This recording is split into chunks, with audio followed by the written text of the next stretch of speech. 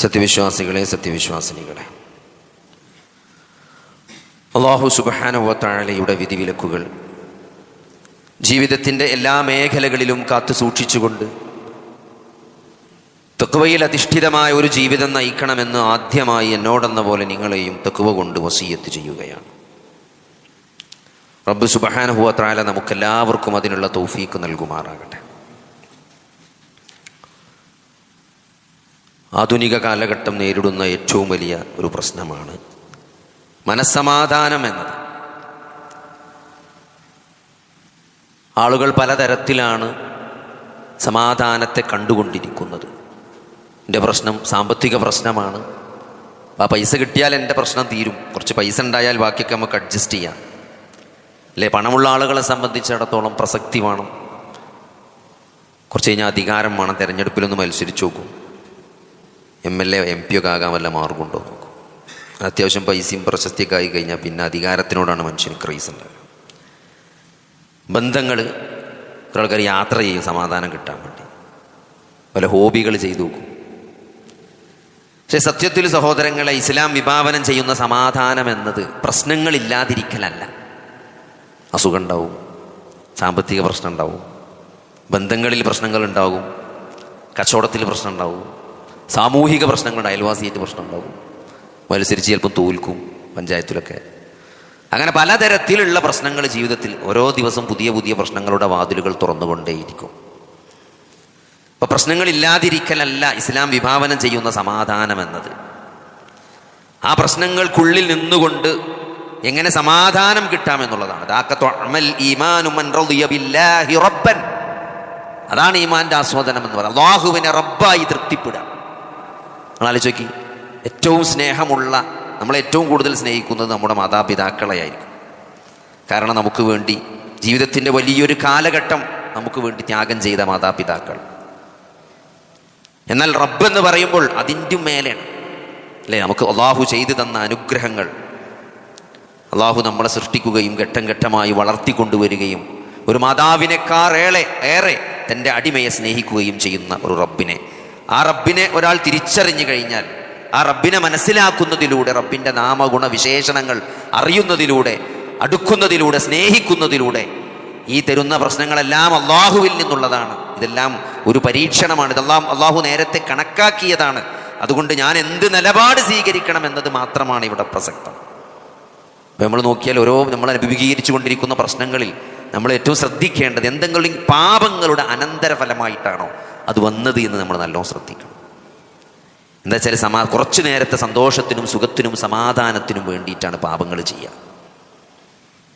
പക്ഷെ നമ്മൾ നോക്കിയാൽ ആ പാപങ്ങൾ കൊണ്ടുണ്ടാകുന്ന അനന്തരഫലങ്ങൾ അതൊരു ജീവിത കാലഘട്ടം മുഴുവൻ നമ്മളെ അതെന്ത് ചെയ്യും, വരിഞ്ഞു മുറുക്കിക്കൊണ്ടിരിക്കും.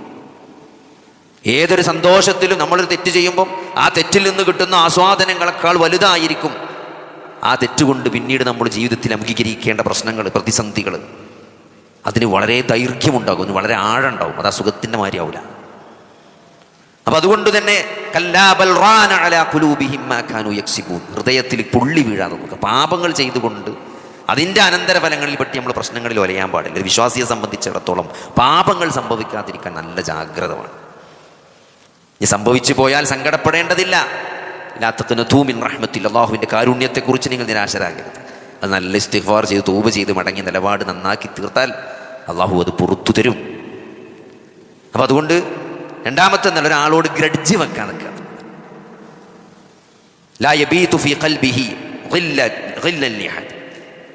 ഒരു ദിവസം രാത്രി ഉറങ്ങുമ്പം, ഇന്ന് രാത്രി ഉറങ്ങുമ്പം ഒരാളോട് നമുക്ക് എന്തുണ്ടാകാൻ പാടില്ല, ഗ്രഡ്ജ്. എന്തെങ്കിലും ഒരു വിഷയം നമ്മൾ ഒരാളായിട്ടുണ്ടെങ്കിൽ അയാളടുത്ത് പ്രശ്നം ഉണ്ടാവും, നമ്മളടുത്ത് പ്രശ്നം ഉണ്ടാവും. ഇനി നമ്മളടുത്തൊന്നും ഒരു പ്രശ്നമില്ല, നമ്മൾ നിരുത്തരവാദിയാണ്, നമ്മൾ വളരെ നിഷ്കളങ്കനാണ് ആ വിഷയത്തിൽ, നമുക്കൊരു പങ്കുമില്ലെങ്കിലും അത് അള്ളാഹുവിൻ്റെ ഒരു തീരുമാനം അതിൻ്റെ പിന്നിലുണ്ട്.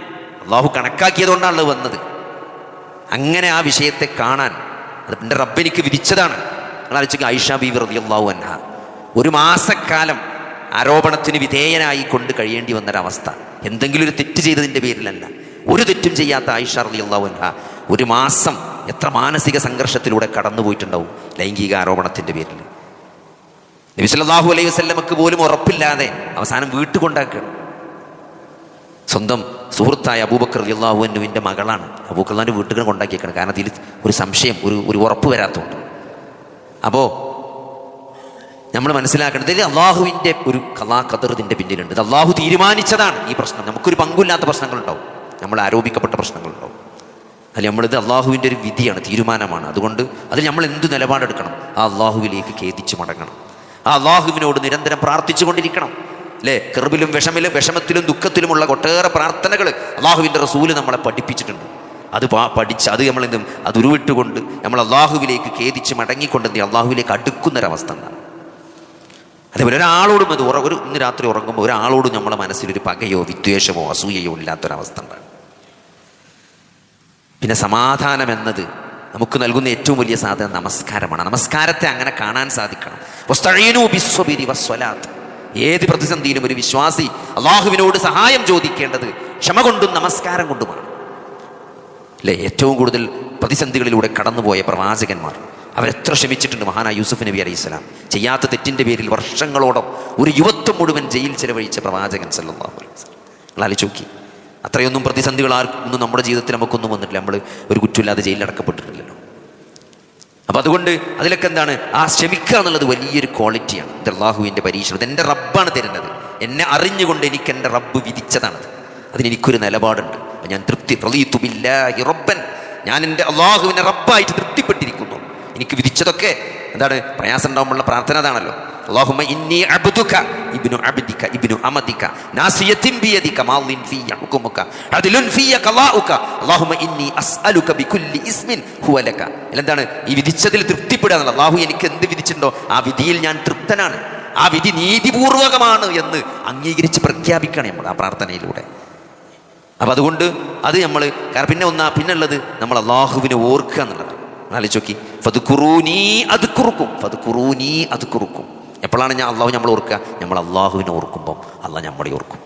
അപ്പോൾ ഒരു പ്രതിസന്ധി വരുമ്പം എന്താണ് ആ ടെൻഷൻ മാറാൻ വേണ്ടി കോമഡി കണ്ടിരിക്കലല്ല, സിനിമ കണ്ടിരിക്കലല്ല, അള്ളാഹുവിലേക്ക് ഖേദിച്ച് ഖുർആൻ പാരായണവും നമസ്കാരവും ദിക്റുമായിട്ടാണ് എന്തിൻ്റെ ആ പ്രതിസന്ധിയെ നമ്മൾ തരണം ചെയ്യേണ്ടത്. അല്ല അതൊക്കെ വരുന്നോടത്ത് വെച്ച് കാണാന്നുള്ളതല്ല. അങ്ങനെ വരുന്നോടത്ത് വെച്ച് കാണണമെങ്കിൽ സഹോദരങ്ങളെ അള്ളാഹുവിൻ്റെ ആ വിധിയിൽ നമ്മൾ തൃപ്തിപ്പെട്ട് അള്ളാഹുവിനോട് നമ്മൾ അങ്ങേയറ്റം ഖേദിച്ച് മടങ്ങി അള്ളാഹുവിനെ ഓർക്കുന്നൊരവസ്ഥ ഉണ്ടാകും. ഫദ്കുറൂനി അദ്കുറുക്കും, നിങ്ങൾ എന്നെ ഓർത്താൽ ഞാൻ നിങ്ങളെ ഓർക്കുന്നതാണ്. അതുകൊണ്ടൊരു പ്രയാസത്തിൽ അള്ളാഹനെ നല്ല ഓർക്കണം. അതാണ് ദിക്റിൻ്റെ മഹത്വതാണ്. ദിക്ർ തന്നെ അങ്ങനെ തൊള്ളോണ്ട് ഉരുവിടൽ മാത്രമല്ല. അതേപോലെ തന്നെ സഹോദരങ്ങളെ ഖുർആൻ വനുനസ്സിലു മിനൽ ഖുർആനി മാ ഹുവ ശിഫാഉൻ, ഹൃദയങ്ങളിലുള്ള എല്ലാ പ്രയാസങ്ങൾക്കുമുള്ള ഷിഫയാണ് വിശുദ്ധ ഖുർആൻ എന്ന് പറയുമ്പോൾ. ഖുർആൻ അത്ഭുതങ്ങൾ കൊണ്ടുവരാൻ കഴിയും. ഏത് പ്രതിസന്ധിയിലും ആ ഖുർആൻ പാരായണം എന്നത് മനസ്സിൽ സമാധാനം ഇട്ട് തരാൻ. അലാ ബിദിക്രില്ലാഹി തത്മഇന്നുൽ ഖുലൂബ്, നിങ്ങൾ അറിയണം ഹൃദയത്തിൽ സമാധാനമുണ്ടാകുന്നത് അള്ളാഹുവിനെ പറ്റിയുള്ള ഓർമ്മ ഒന്നുകൊണ്ട് മാത്രമാണെന്ന് പറയുമ്പോൾ. അപ്പോൾ അതുകൊണ്ട് മനുഷ്യൻ അങ്ങനെ തന്നെയാണ്. ലഖദ് ഖലഖനൽ ഇൻസാന ഫീ കബദ്, ഒരു ക്ലേശകരമായ ഒരു മനുഷ്യൻ്റെ സൃഷ്ടിപ്പ് തന്നെ അങ്ങനെയാണ്, ഹാർഡ്ഷിപ്പിലൂടെയാണ്. അപ്പോൾ അതുകൊണ്ട് ആ ഹാർഡ്ഷിപ്പിൽ നിന്ന് രക്ഷപ്പെടലോ ഒളിച്ചോട്ടമോ അല്ല ജീവിതമെന്നത്. ആ പ്രതിസന്ധികളിലൂടെ അള്ളാഹുവിനെ വലിയാക്കിക്കൊണ്ട് അള്ളാഹുവിൽ പരമേർപ്പിച്ചുകൊണ്ട് അള്ളാഹുവിനെ ആരാധിച്ചും അള്ളാഹുവിനോട് പ്രാർത്ഥിച്ചും അള്ളാഹുവിനെ ഓർത്തുകൊണ്ട് അള്ളാഹു കൽപ്പിച്ച കാര്യങ്ങൾ അനുസരിച്ചും വിരോധിച്ച കാര്യങ്ങളിൽ നിന്ന് വിട്ടുനിന്നുകൊണ്ട് ഈ പ്രതിസന്ധികളിലൂടെയുള്ള ഒരു യാത്രയാണ് ഈ ജീവിതം. ആ യാത്ര ഒരു ദിവസം അവസാനിക്കും. ആ റബ്ബിലേക്ക് ആ യാത്ര ചെന്നെത്തുന്നൊരു ദിവസമുണ്ട്. ഇതിനൊക്കെ അള്ളാഹു പ്രതിഫലം നൽകുന്നൊരു വേദിയുണ്ട്. എന്തൊക്കെ അജബൻ ലിഅംരിൽ മുഅ്മിൻ ഇൻ അസാബതുഹു സറാഅ ശകറ വ ഇൻ അസാബതുഹു ളറാഉ സബറ. അവനെ ഒരു പ്രയാസം മുസ്ലിമിൻ്റെ കാര്യം അത്ഭുതമാണെന്ന്. അവനൊരു പ്രയാസം ബാധിച്ചാൽ എന്ത് ചെയ്യും? അവൻ ക്ഷമിക്കും. അതവന് ഖൈറാണ്. ക്ഷമാശീലർക്ക് കണക്ക് നോക്കാതെ പ്രതിഫലം നൽകുന്നവനാണ് അള്ളാഹു. അപ്പോൾ അതുകൊണ്ട് അത് ഖൈറാണ്. ഒരു നല്ല കാര്യം സംഭവിച്ചാലോ അപ്പോൾ അവൻ നന്ദി കാണിക്കും. അപ്പോൾ അള്ളാഹു പിന്നെ വർദ്ധിപ്പിച്ചു കൊടുക്കും. അപ്പോൾ അതുകൊണ്ട് സഹോദരങ്ങളെ, ഒരു അനുഗ്രഹം കിട്ടിയാൽ നന്ദി കാണിച്ച് അള്ളാഹുവിലേക്ക് സമാധാനമടയാം. ഒരു പ്രയാസം ഉണ്ടോ ക്ഷമിച്ചുകൊണ്ട് അള്ളാഹുവിലേക്ക് മടങ്ങാം. രണ്ടോടത്തും അള്ളാഹു നമ്മുടെ മനസ്സിൽ സമാധാനം ഇട്ടരും. കാരണം അതൊക്കെ താൽക്കാലികമാണ്. നമ്മളൊരു അസുഖം ഉണ്ടായി കഴിഞ്ഞാൽ എന്താ ചെയ്യുക? അവസാനം നോക്കുമ്പോൾ ഹാർട്ട് പോകുക ചെയ്യും. ഏത് അസുഖത്തിൻ്റെ ലാസ്റ്റ് ഹൃദയം നിന്നാണ് മരിക്കുക. ഹൃദയം നിൽക്കണീനാണ് നമ്മൾ മരിച്ചതെന്ന് പറയാം. ഏത് അസുഖം ഉണ്ടായാലും ലാസ്റ്റ് മരിച്ചുമ്പോൾ ഹൃദയം നിന്നിട്ടാണല്ലോ മരിക്കുക. അപ്പോൾ നമ്മൾ ഏത് അസുഖം ഹൃദയത്തെ സപ്പോർട്ട് ചെയ്ത് നിർത്തിയിരിക്കാല്ല, അസുഖം മാറ്റാനാണ് നോക്കുക. പക്ഷേ ഹൃദയത്തിന് തന്നെ അസുഖം വന്നാലോ നമ്മൾ ആലോചിച്ച് നോക്കി. അതുകൊണ്ടാണ് പെട്ടെന്ന് ആൾക്കാർ അറ്റാക്കായ ആൾക്കാർ പെട്ടെന്ന് മരിക്കുന്നത്. ബാക്കിയുള്ളതിലൊക്കെ കുറേ നേരം ഹൃദയം അതിൻ്റെ അവസാനത്തെ എനർജി പുറത്തെടുത്ത് അടിച്ച് ലാസ്റ്റാണ് ഹൃദയം നിൽക്കുക. അപ്പോൾ നമ്മൾ മരിച്ചു എന്ന് പറയുള്ളൂ. ഒരു ക്യാൻസർ ഒന്ന് മരിച്ചാണെങ്കിലും വേറെ എന്ത് അസുഖം ഒന്ന് മരിച്ചാണെങ്കിലും മരിച്ചണമെങ്കിൽ ഹൃദയം നിൽക്കണം. അത് പക്ഷേ അവസാനം ഹൃദയം മരിച്ചുള്ളൂ. പക്ഷേ ഹൃദയത്തിന് അസുഖം വരുമ്പോൾ പെട്ടെന്നാവും. അപ്പോൾ ഈ സമാധാനത്തിൽ അള്ളാഹു വെച്ച കുറേ സക്കീനത്തും റഹ്മത്തും ഉണ്ട്. ബന്ധങ്ങൾ, മാതാപിതാക്കളുടെ ബന്ധങ്ങൾ അല്ലേ. തളപ്പറ്റ നമ്മൾ മുരട്ടിക്ക് മൂണെന്ന് പറയും. തളപ്പറ്റ മുരട്ടിക്കാണല്ലോ വരിക, അതാണ് ഉമ്മയും ബാപ്പി എന്ന് പറഞ്ഞാൽ. അപ്പോൾ അതൊരു ബന്ധമാണ്. ഏത് പ്രതിസന്ധികളിലും മാതാപിതാക്കളോട് ചേർന്ന് നിന്ന് പ്രതിസന്ധിയെ തരണം ചെയ്യാൻ ഒരാൾക്ക് കഴിയും. അങ്ങനത്തെ വേറൊന്നെന്താണ്? അതാണ് എന്ത് വജഅല ബൈനകും മവദ്ദതൻ വറഹ്മ എന്ന അള്ളാഹു ഭാര്യാഭർത്താക്കന്മാർക്കിടയിൽ വെച്ച കാരുണ്യം എന്നത്. അപ്പോൾ ആ പ്രശ്നങ്ങൾ മാതാപിതാക്കളായിട്ടാണെങ്കിൽ ആലോചിച്ച് നിങ്ങൾ എന്തൊരു സംഘർഷമായിരിക്കും. ഭാര്യാഭർത്തൃ പ്രശ്നമാണെങ്കിൽ അതിലെ സംഘർഷം എത്രയായിരിക്കും. കാരണം സമാധാനം കിട്ടേണ്ടിടത്താണ് സംഘർഷം ഉള്ളത്. അപ്പോൾ ഒന്നുകൂടി അറ്റാക്ക് പിടിച്ച മാരിയേക്കാർ ഒന്നുകൂടി കലുഷിതമാകും സാഹചര്യം. അതുകൊണ്ട് സഹോദരത്തിലൊന്നും ഒരു വിശ്വാസിയെ സംബന്ധിച്ചിടത്തോളം നമ്മളെടുത്ത് തെറ്റുണ്ടോ, തെറ്റ് സംഭവിക്കുന്നുണ്ടോ, അള്ളാഹുവിനും റസൂലിനും ഇഷ്ടക്കേടുള്ള കാര്യങ്ങൾ നമ്മൾ വരുന്നുണ്ടോ എന്ന് എല്ലാം പരിശോധിക്കുക. ഉണ്ടെങ്കിൽ അതിൽ പശ്ചാത്തപിച്ച് നിലപാട് നന്നാക്കി തീർത്ത് അള്ളാഹുവിലേക്ക് ഖേദിച്ച് മടങ്ങുക. ബന്ധങ്ങൾ നന്നാക്കുക. ഒരാളോട് വീഴ്ചത വെക്കുക. ജീവിതത്തിൽ പലതും സംഭവിക്കും. അതൊന്നും എല്ലാവരും കൽപ്പിച്ചുകൂട്ടി ചെയ്യുന്നതല്ല അല്ലേ. അതൊക്കെ അള്ളാഹുവിൻ്റെ ഒരു കലാകദർ അതിൻ്റെ പിന്നിലുണ്ട് എന്ന് തിരിച്ചറിഞ്ഞുകൊണ്ട് ആളുകളെ നല്ല നിലക്ക് ഒരു ഗ്രഡ്ജൊന്നുമില്ലാതെ ആളുകളെ കാണാൻ ഒരു വിശ്വാസിക്ക് സാധിക്കേണ്ടതുണ്ട്. അതേപോലെ തന്നെ എന്താണ് നമസ്കാരം എന്ന് പറയുന്നത് വലിയൊരു നമസ്കാരവും പ്രാർത്ഥനയും ഒരു വിശ്വാസിയെ സംബന്ധിച്ചിടത്തോളം വലിയ ആയുധമാണ്. ആ ആയുധം ഒരിക്കലും തീർത്ത് നമ്മൾ കൈവിടരുത്. നമ്മൾ തകരാൻ പാടില്ല. കൈവിട്ടാലാണ് ഒരു വിശ്വാസി തകർന്നു പോകുക. അപ്പം അതുകൊണ്ട് അതൊക്കെ നമ്മൾ കൃത്യമായിട്ട് മനസ്സിലാക്കിക്കൊണ്ട് നമ്മളെന്ത് അള്ളാഹുവിലേക്ക് ഖേദിച്ച് മടങ്ങിക്കൊണ്ട് എല്ലാ പ്രതിസന്ധികളെയും നമ്മൾക്ക് തരണം ചെയ്യാൻ ഈ ജീവിതത്തിൽ ഒരു വിശ്വാസിക്ക് സാധിക്കേണ്ടതുണ്ട്. അത് ഈ ദീനിൻ്റെ ഒരു സൗന്ദര്യമാണ്, ഈ മതത്തിൻ്റെ ഒരു സൗന്ദര്യമാണ്. അള്ളാഹു ഇറക്കിയ ഈ ഹുദയുടെ സന്മാർഗത്തിൻ്റെ ഗൈഡൻസിൻ്റെ ഈ ഖുർആനിൻ്റെ വലിയൊരു പവർ അതാണ്. അതുകൊണ്ട് സഹോദരങ്ങൾ, അതൊരു വിശ്വാസിക്ക് അത് നേടാനും നിലനിർത്താനും സാധിക്കേണ്ടതുണ്ട്. അവിടെയാണ് ശരിയായ വിശ്വാസമുള്ള ഒരാൾക്ക് അതിന് സാധിക്കും. അള്ളാഹു സുബ്ഹാനഹു വ തആല ഈമാൻ കൃത്യമായി മനസ്സിലാക്കാനും അത് ജീവിതത്തിലും ഹൃദയത്തിലും നിലനിർത്താനും പ്രതിസന്ധികളിലൂടെ വിശ്വാസം കൊണ്ട് മുന്നേറാൻ നമുക്ക് അള്ളാഹു തൗഫീഖ് നൽകുമാറാകട്ടെ.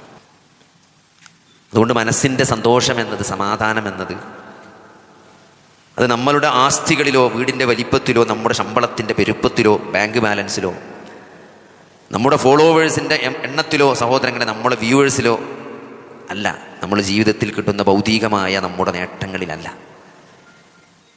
അള്ളാഹുവിനെ അനുസരിക്കുന്ന ഒരു ഹൃദയം, അള്ളാഹുവിലേക്ക് ചേർന്ന് നിൽക്കുന്ന, പിശാചിൽ നിന്ന് ഓടിയകലുന്ന, അള്ളാഹു വിരോധിച്ച കാര്യങ്ങളിൽ നിന്ന് മാറി നിന്ന് അള്ളാഹുവിനും റസൂലിനും പൂർണ്ണമായി വിധേയപ്പെട്ടുകൊണ്ട് ഉള്ള ഒരു ജീവിതം, അതിൽ നിന്ന് തെറ്റിപ്പോകാതിരിക്കാനുള്ള നിരന്തരമായ പ്രാർത്ഥന. റബ്ബന ലാ തുസിഅ ഖുലൂബന ബഅദ ഇദ് ഹദൈതന. ഹിദായത്ത് നൽകിയതിന് ശേഷം അല്ലാഹുവേ റബ്ബേ, ഞങ്ങളുടെ റബ്ബേ, ഞങ്ങളെ നീ തെറ്റിച്ച് കളയല്ല റബ്ബേ എന്ന പ്രാർത്ഥന നിരന്തരമായി പ്രാർത്ഥിക്കാൻ നമ്മൾ ശ്രദ്ധിക്കുക. നല്ലൊരു ആക്കിബത്തോടുകൂടി അള്ളാഹുവിനെ കണ്ടുമുട്ടുന്ന പൂർണ്ണ ചന്ദ്രനെ പോലെ നാളെ നിങ്ങളുടെ റബ്ബിനെ കാണും എന്ന അള്ളാഹുവിൻ്റെ റസൂലിൻ്റെ സത്യം, ആ വാക്ക് പുലരുന്ന ഒരു ദിവസം സഹോദരങ്ങളെ നമുക്ക് കടന്നു വരുന്നൊരു യാഥാർത്ഥ്യമാണ് മരണമെന്നത്. അതുകൊണ്ട് അള്ളാഹു സുബ്ഹാനഹു വ തആല നമ്മളെല്ലാം അവൻ്റെ ജന്നാത്തുൽ ഫിർദൗസിൽ കുടുംബസമേതം ഒരുമിച്ച് കൂട്ടുമാറാകട്ടെ.